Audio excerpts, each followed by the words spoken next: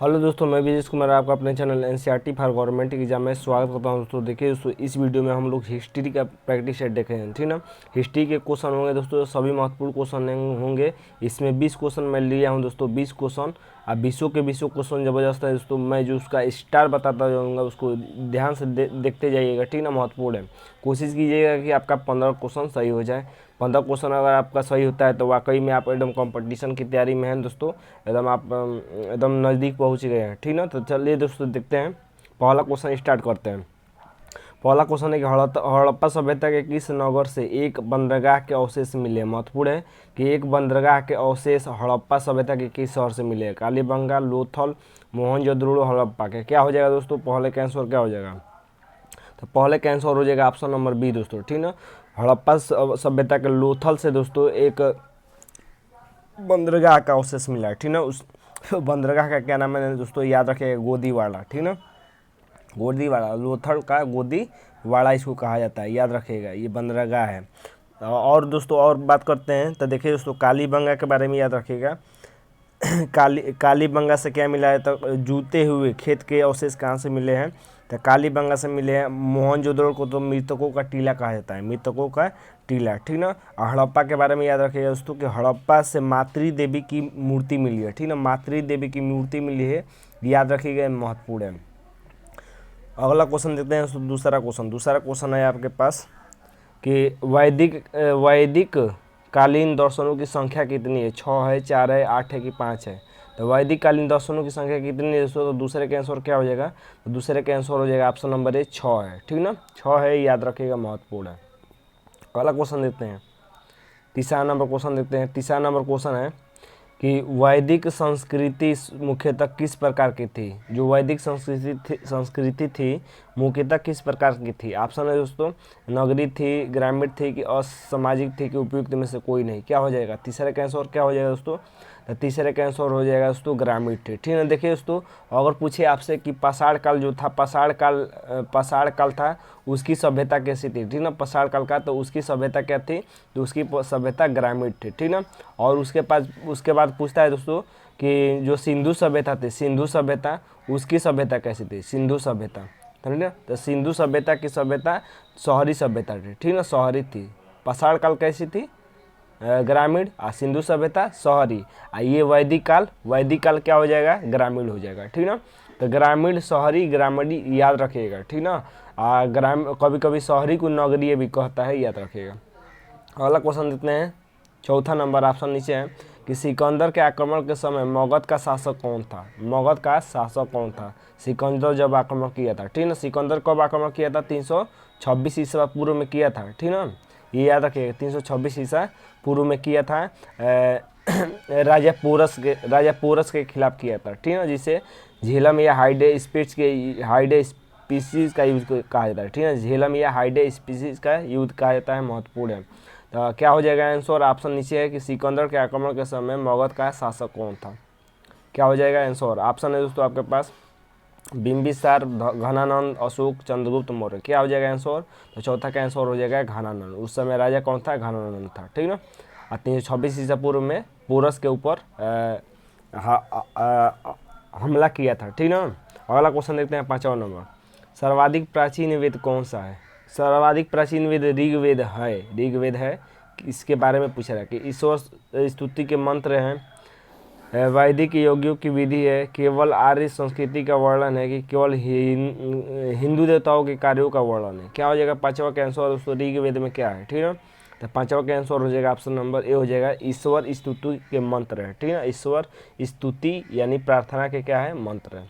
अगला क्वेश्चन देखते हैं, 6 नंबर क्वेश्चन महत्वपूर्ण है। देखिए 6 नंबर क्वेश्चन है कि हड़प्पा सभ्यता का प्रसिद्ध स्नानागार किस स्थान में स्थित है। महत्वपूर्ण है कि कहाँ स्थित है दोस्तों जो हड़प्पा सभ्यता का स्नानागार है। ऑप्शन है मोहनजोदड़ो, हड़प्पा, रंगपुर कि आलमगीरपुर। क्या हो जाएगा 6वां का आंसर दोस्तों, तो 6वां का आंसर हो जाएगा ऑप्शन नंबर ए हो जाएगा मोहनजोदड़ो। मोहनजोदड़ो को मृतकों का टीला कहा जाता है, अब मोहनजोदड़ो में ही दोस्तों हड़प्पा सभ्यता का सबसे विशाल स्नानागार है, ठीक ना, विशाल स्नानागार है, याद रखिएगा, ठीक है। देखिए दोस्तों यहाँ पर रंगपुरा है, रंगपुर याद रखिएगा कि रंगपुर से क्या मिला है, तो रंगपुर से दोस्तों धान की भूसी मिली है, धान की भूसी मिली है, महत्वपूर्ण है, याद रखिएगा, नोट कर लीजिएगा।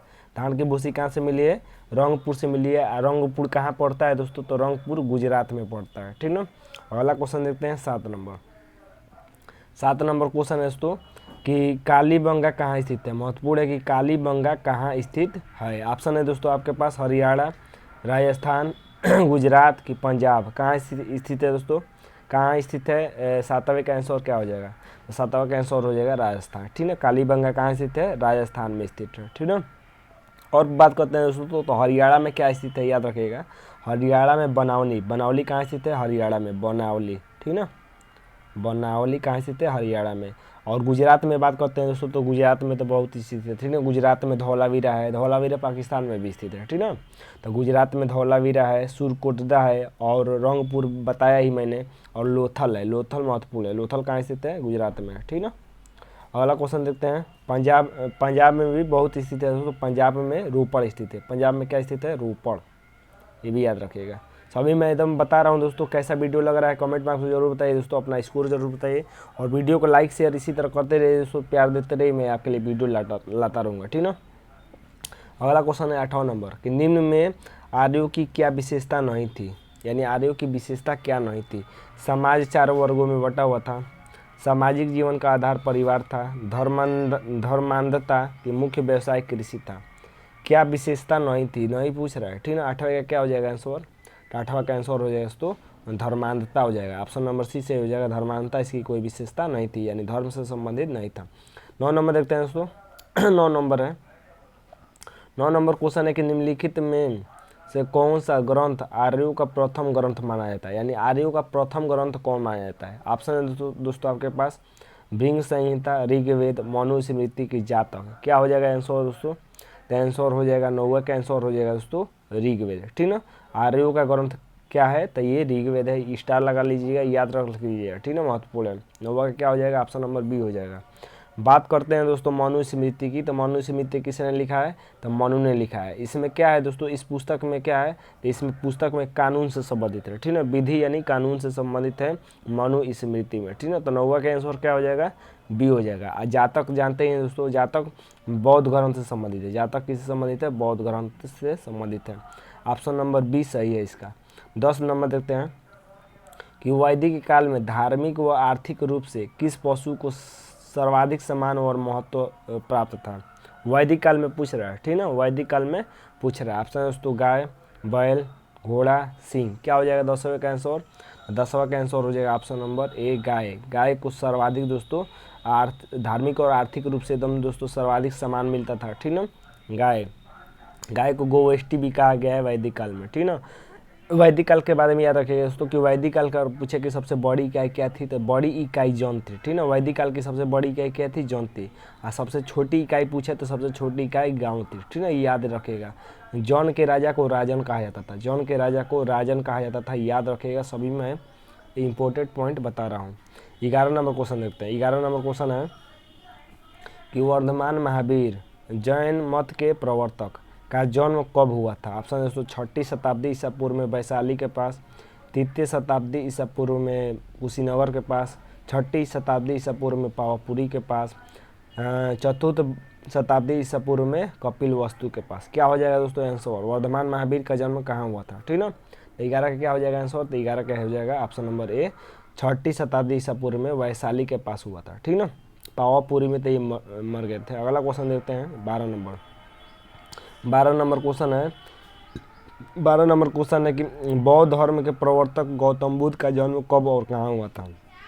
527 ईसा पूर्व गया में, 567 ईसा पूर्व कुशीनगर में, 563 ईसा पूर्व लुम्बिनी में, कि 327 ईसा पूर्व सारनाथ में। तो बौद्ध धर्म के प्रवर्तक गौतम बुद्ध का जन्म कब और कहाँ हुआ था दोस्तों। 12 का आंसर क्या हो जाएगा, तो 12 का आंसर हो जाएगा ऑप्शन नंबर सी हो जाएगा, 563 ईसा पूर्व में लुम्बिनी में हुआ था, ठीक ना। अगला क्वेश्चन देखते हैं 13 नंबर। 13 नंबर क्वेश्चन है दोस्तों कि सर्वप्रथम गौतम बुद्ध ने उपदेश किस स्थान पर दिया था। महत्वपूर्ण है, सर्वप्रथम उपदेश किस स्थान पर दिया था? लुम्बिनी, बोधगया, सारनाथ, वैशाली। क्या हो जाएगा 13 का आंसर? तो 13 का आंसर हो जाएगा दोस्तों ऑप्शन नंबर ऑप्शन 13 का ऑप्शन नंबर हो जाएगा दोस्तों सी हो जाएगा, ठीक ना। सारनाथ में उपदेश दिया था दोस्तों, प्रथम उपदेश, ठीक ना। इसीलिए प्रथम उपदेश को इनके प्रथम उपदेश को धर्म चक्र प्रवर्तन कहा जाता है, धर्म चक्र प्रवर्तन, ठीक ना। लुम्बिनी में तो इनका जन्म हुआ था, लुम्बिनी में क्या हुआ था? लुब जन्म ले रहे थे, ठीक ना। अगला क्वेश्चन देखते हैं 14 नंबर। 14 नंबर क्वेश्चन है कि निम्न में से कौन सा जैन धर्म के त्रिरत्न में शामिल नहीं है? यानी त्रिरत्न में शामिल कौन नहीं है, ठीक ना। ऑप्शन है दोस्तों आपके पास सम्यक दर्शन, सम्यक ज्ञान, सम्यक चरित्र, सम्यक चिंतन। क्या हो जाएगा आंसर दोस्तों? तो क्या हो जाएगा ऑप्शन नंबर डी हो जाएगा, सम्यक चिंतन शामिल नहीं है। जबकि सम्यक दर्शन, सम्यक ज्ञान और सम्यक आचरण, सम्यक आचरण, तो आचरण का यहाँ पर नाम क्या दे दिया गया है? आचरण का दे दिया गया है चरित्र, ठीक ना। तो आचरण कर दीजिए या चरित्र कर दीजिए, दोनों एक ही है। तो 14 का ऑप्शन नंबर डी सही हो जाएगा। 15 देखते हैं। 15 नंबर क्वेश्चन है, 5 क्वेश्चन रह गए दोस्तों, वीडियो को लाइक जरूर कर दीजिएगा, लाइक करते हैं तो मुझे मनोबल मिलता है, ठीक ना। 15 नंबर है कि भारत में मौर्य साम्राज्य की नींव कौटिल्य ने किसकी सहायता से डाली थी? चंद्रगुप्त मौर्य की सहायता से, अशोक की सहायता से, समुद्रगुप्त की सहायता से कि बिंदुसार की सहायता से? क्या हो जाएगा 15 का आंसर दोस्तों? तो 15 का आंसर हो जाएगा ऑप्शन नंबर ए हो जाएगा, चंद्रगुप्त मौर्य की सहायता से दोस्तों। कौटिल्य जिसको चाणक्य भी कहा जाता है, ठीक ना, तो कौटिल्य ने मौर्य साम्राज्य की नींव डाली थी, ठीक ना। तो 15 के क्या हो जाएगा ऑप्शन नंबर ए हो जाएगा। कौटिल्य की एक पुस्तक बहुत फेमस है दोस्तों, कौटिल्य चाणक्य की अर्थशास्त्र, ठीक ना। अर्थशास्त्र बहुत प्रसिद्ध पुस्तक है। तो अर्थशास्त्र किसने लिखा है? तो ये कौटिल्य ने लिखा है। और अर्थशास्त्र से किसकी जानकारी मिलती है दोस्तों? तो अर्थशास्त्र से अर्थ की जानकारी नहीं मिलती है, राजनीति की जानकारी मिलती है, ठीक ना। राजनीति की जानकारी मिलती है, याद रखिएगा, ये एग्जाम में पूछा हुआ क्वेश्चन है। 16 क्वेश्चन देते हैं। 16 नंबर है कि कलिंग को जीतने के बाद अशोक ने क्या किया? अपने राज्य की सीमा बढ़ाई, विश्व विजय के लिए निकल पड़ा, भारी रक्तपात देखकर बौद्ध धर्म को अपनाया और उसका प्रसार किया, कि उपयुक्त में से कोई नहीं? क्या हो जाएगा 16 का आंसर दोस्तों? तो 16 का आंसर हो जाएगा ऑप्शन नंबर सी हो जाएगा, भारी रक्तपात यानी रक्त देखकर बौद्ध धर्म को अपनाया था, ठीक ना। तो यहाँ से एक क्वेश्चन बन गया कि अशोक ने किस धर्म को अपनाया था? तो बौद्ध धर्म को, ठीक ना। ये कलिंग युद्ध कब हुआ था दोस्तों? तो 261 ईसा पूर्व में हुआ था, याद रखिएगा। 261 ईसा पूर्व में कलिंग युद्ध हुआ था, 261 या 262 याद रखिएगा, ऑप्शन में जो दे 261 ज़्यादा याद रखिएगा। 17 नंबर क्वेश्चन देखते हैं कि कला की गांधार शैली का सर्वाधिक विकास किसके समय हुआ? अशोक के समय, चंद्रगुप्त मौर्य के समय, कनिष्क के समय कि बिंदुसार के समय? तो कला की गांधार शैली का सर्वाधिक विकास किसके समय हुआ दोस्तों? तो क्या हो जाएगा? तो 17 का आंसर हो जाएगा कनिष्क के समय, ठीक ना। कनिष्क के समय ही दोस्तों चौथी बौद्ध संगीति हुई थी, इन्हीं के समय, ठीक ना। तो चौथी बौद्ध संगीति का अध्यक्ष कौन था दोस्तों? वसुमित्र था। कौन था? वसुमित्र था। और वसुमित्र की सहायता के लिए उसका उपाध्यक्ष भी एक बनाया गया था, अशोक घोष को, अशोक घोष, ठीक है। ये याद रखिए, सभी महत्वपूर्ण पॉइंट बता रहा हूँ। तो अगला क्वेश्चन देखते हैं 18 नंबर। 18 नंबर है कि भारत का स्वर्ण युग किस वंश के शासनकाल को कहा जाता है? यानी स्वर्ण युग किस शासनकाल को कहा जाता है? ऑप्शन दोस्तों गुप्त काल को, वर्धन काल को, मौर्य काल को कि कुषाण काल को? क्या हो जाएगा 18 का आंसर दोस्तों? तो 18 का आंसर हो जाएगा ऑप्शन नंबर ए हो जाएगा, गुप्त काल को दोस्तों स्वर्ण युग कहा जाता है, स्वर्ण युग, ठीक ना, स्वर्ण युग। तो 18 का क्या हो जाएगा ऑप्शन नंबर ए सही हो जाएगा। याद रखिए दोस्तों, अगर पूछे दोस्तों आपसे कि शुद्ध सोने का सिक्का किसने चलाया? शुद्ध सोने का, ठीक ना, शुद्ध सोने का सिक्का किसने चलाया था दोस्तों? तो ये चलाया था दोस्तों कुषाणों ने, ठीक ना। कुषाण ने शुद्ध सोने का सिक्का चलाया था, याद रखिएगा, महत्वपूर्ण है। लेकिन अगर पूछे कि अशुद्ध सोने का सिक्का किसने चला था? अशुद्ध सोने का, तो अशुद्ध सोने का सिक्का चलाया था दोस्तों गुप्त काल का एक व्यक्ति था, अस्कन गुप्त ने चलाया था। यानी गुप्त काल में ही अशुद्ध सोने का सिक्के चलाया गया था। लेकिन अगर ये पूछे दोस्तों क्वेश्चन कि सर्वाधिक सोने का सिक्का किसने चलवाया? सर्वाधिक मतलब सबसे ज़्यादा सर्वाधिक सोने का सिक्का किसने चलाया है? तो ये याद रखिएगा, गुप्त काल में ही ज़्यादा चलाया गया था, ठीक ना, गुप्त काल में। 19 नंबर क्वेश्चन देखते हैं दोस्तों। 19 नंबर क्वेश्चन है दोस्तों। 19 नंबर है कि विद्या, कला व साहित्य का महान केंद्र चंद्रगुप्त द्वितीय के काल में कौन सा था? यानी साहित्य का केंद्र कौन सा था चंद्रगुप्त द्वितीय के शासनकाल में, ठीक ना। ऑप्शन है उज्जैन, वाराणसी, धारवाड़ विदिशा। चंद्रगुप्त द्वितीय के शासनकाल में पूछ रहा है, ठीक ना। तो क्या हो जाएगा 19 का आंसर दोस्तों, तो 19 का आंसर हो जाएगा ऑप्शन नंबर ए हो जाएगा, उज्जैन था, ठीक ना, उज्जैन। आज का लास्ट क्वेश्चन देखते हैं दोस्तों, लास्ट क्वेश्चन कि कुषाण काल में सबसे अधिक विकास किस क्षेत्र में हुआ था, यानी कुषाण काल में सबसे अधिक विकास किस क्षेत्र में हुआ था। ऑप्शन है धर्म के क्षेत्र में, कला, साहित्य की, वास्तुकला। क्या हो जाएगा 20 का आंसर, तो 20 का आंसर हो जाएगा ऑप्शन नंबर डी, वास्तुकला के क्षेत्र में सर्वाधिक विकास हुआ था, ठीक ना।